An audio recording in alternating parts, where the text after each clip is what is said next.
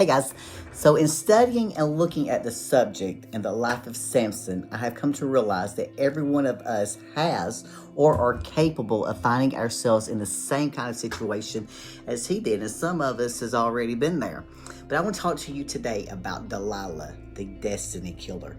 She kills your destiny, and Delilah is not just a woman as people may think. Delilah can also be a man because Delilah is a spirit. Delilah is anything that has control over you and anything that ties you up. One of Delilah's powers is to desensitize you. Even though that you are in pain, you don't feel the pain. You are in love with what kills you. And in order to overcome Delilah, we have to be conscious of destiny, which is our supreme reason for being, for existing, our mandate. But instead, we're more aware of living for today, especially this generation, living in the now, having money, looking good, feeling good, breaking through, and feeling happy, feeling high. And Delilah makes you high. And when you're high, you don't think clearly, even though you're being killed. You don't see it because you are in love with what is killing you. But what are you in love with? Because we're all in love with something. But you see, Delilah was not in love with Samson. Delilah was a hired assassin. Delilah was assigned to wipe him out and to kill his future. But he was in love with a destiny killer. And the problem was not the lady, it was the spirit that was manifesting and working through Delilah. So don't look at the woman. Whenever you think of the Delilah, look at the spirit that is operating behind Delilah, behind the woman, or behind a person. You see, spirits are stronger than flesh and blood. That's why Jesus said that the spirit is willing, but the flesh is weak, because spirits are stronger than flesh and blood. So we're going to begin our journey by examining some scriptures about Delilah and Samson. Delilah is the destiny killer. So come with me, please, to Judges 14, 1 through 3. And Samson went down. Where did he go?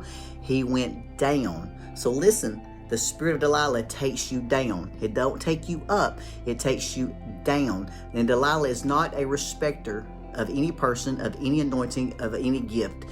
Just because you're gifted doesn't mean anything to Delilah. That's actually what attracts this spirit. So we see something and we get married, or we see something that we like and we just hook up. We don't take time to check the background of men and women. We marry or we hook up by looks. And Delilah looks good. He looks good. Become aware that what you hook up with is not always what you're seeing. It is deeper than the eyes can see. There are other layers, other depths, and other things buried in what you see. And you get in there only to find out after you've gotten yourself in trouble, after you got yourself committed, that you shouldn't have been there.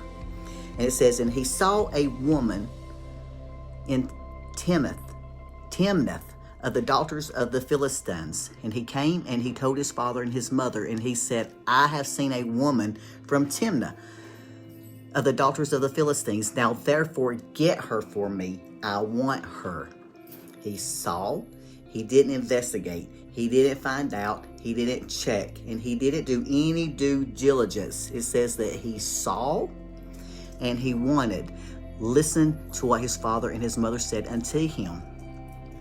Is there ever a woman among us here? Why are you interested in this kind? So what kind are you interested in? Is it the same? It's the same people, the same cycle, the same. I like the ones that are angry. I like the tall, dark, and handsome. I always find myself caught up in this one kind. What is that kind? It's the kind that you are attracted to, that you consciously attract, subconsciously attract, not even being aware. Is there not a woman among the daughters of thy brethren, or among all thy people? Take a wife of the uncircumcised, they said. See, our parents often tell us or warn us, or our friends or other people will warn us of the kind that we like. But we are like Samson. We are stubborn and resistant to sound reasoning, sound advice. And Samson said unto his father, get her for me, for she pleases me well. What has Delilah done to you? He didn't investigate. He saw and he wanted. Samson is the deliverer of a nation in crisis, but he has forgotten destiny. And he needs to remember his mandate, but he has forgotten. So I'm going to take you deeper now. It says in Judges chapter 16, verse 1, it says that he went to Gaza and saw a harlot. He went and he saw. Now he moved from an ordinary Philistine. He was being prepared. He was already being prepared. There was a cycle that had already started. It was a process. First, let me meet this one. He was being injected to have a heavy appetite. So now he wasn't just interested in a woman of the Philistines. He wanted a harlot from among the Philistines, deeper level. Some would say a higher level of sexual perfection and unction that took him to another level. He wanted a new experience, one that was higher than the first one. Now let's go to chapter 16, verse 4. Look at something here. And it says that afterward that he loved a woman of the valley of Sorek. From the first woman to the second one, who was a harlot, he ended up with Delilah, the destiny killer.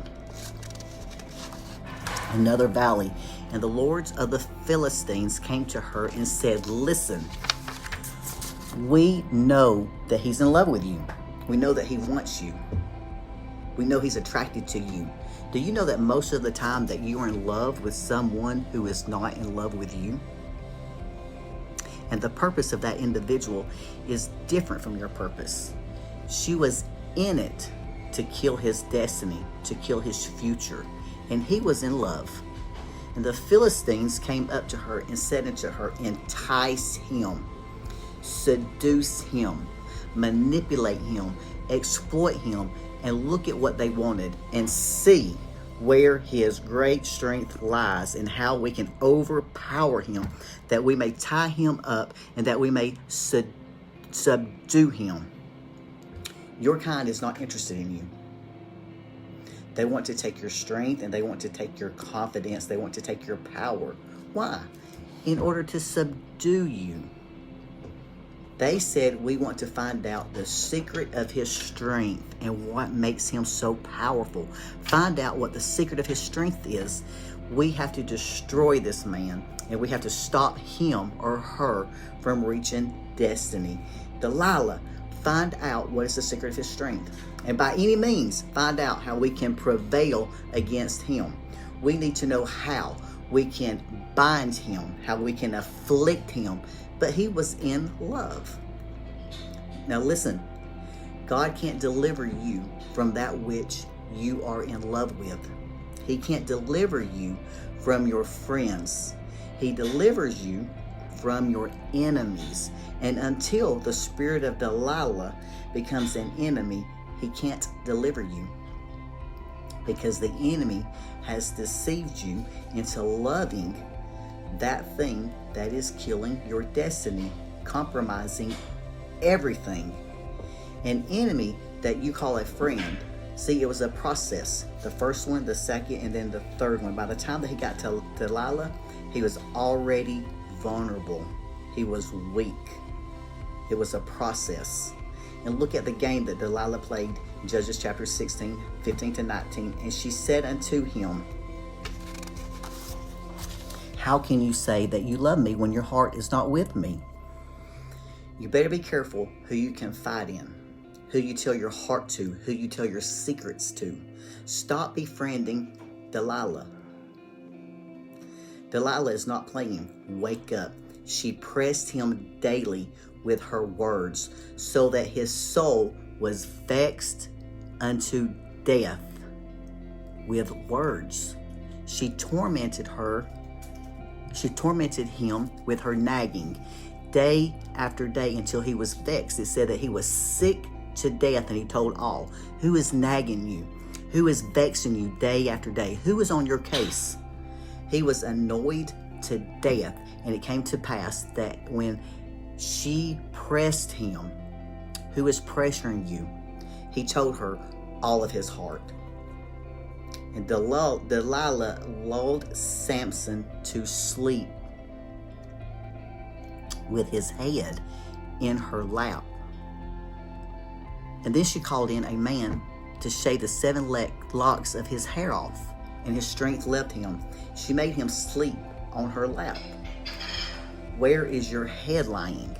Be careful where you put your head. She called for a man to shave off the 7 locks of his head, which was the original intent for which he came. And she said, Samson, the Philistines be upon you. And he woke up out of his sleep, and he said, I will go out at other times, and I will shake myself free. But he did not know that the Lord had departed from him. We have to wake up. I know you're gifted, and I know that you're very anointed.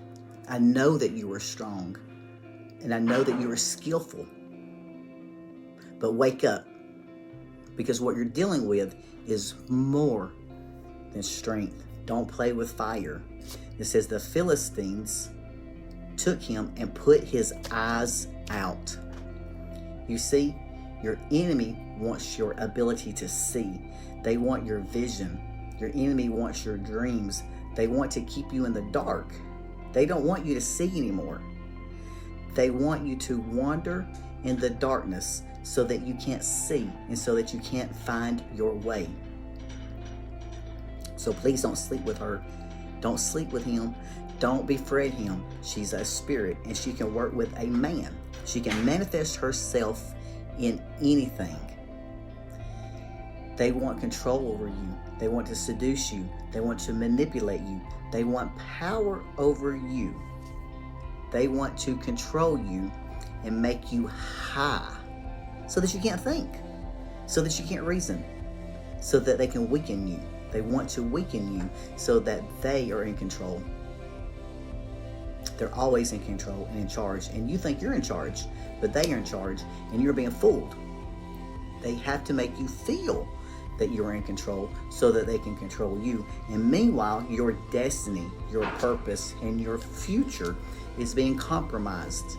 And when you get to a place in this life where you compromise your destiny for pleasure, for anything, for acceptance and for recognition, for attention, watch out. That was when the Lord said, I can't help you anymore. You're on your own, Samson. You're on your own, because the only reason why I've overlooked all your mistakes and your transgressions and why I'm still with you is because of the destiny for which I call you to begin to deliver my people from the hands of their enemies. And now that you're willing to compromise your destiny, you're on your own. I pray that your destiny will not be compromised. I pray that you will have the strength to rise above everything the enemy will try to take from you, and that a new strength will rise upon you, and that nothing will be more important to you than your destiny, than your future. Because destiny is why you came into this earth.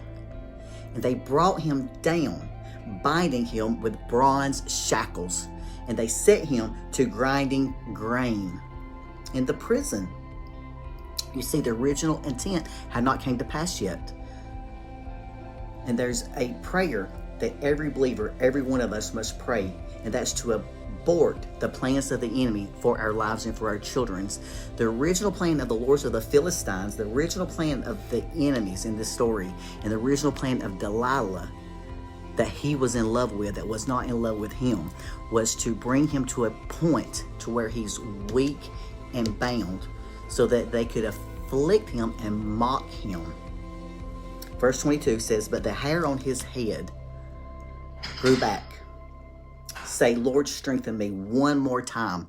You know, I'm so thankful for another chance, for second chances and third chances. And in verse 23, it says that now the rulers of the Philistines assembled together to offer a great sacrifice to Dagon, their god, to celebrate, saying, our God has delivered our enemy into our hands. Verse 25, and while they were drunk, they shouted, bring Samson to us to entertain us.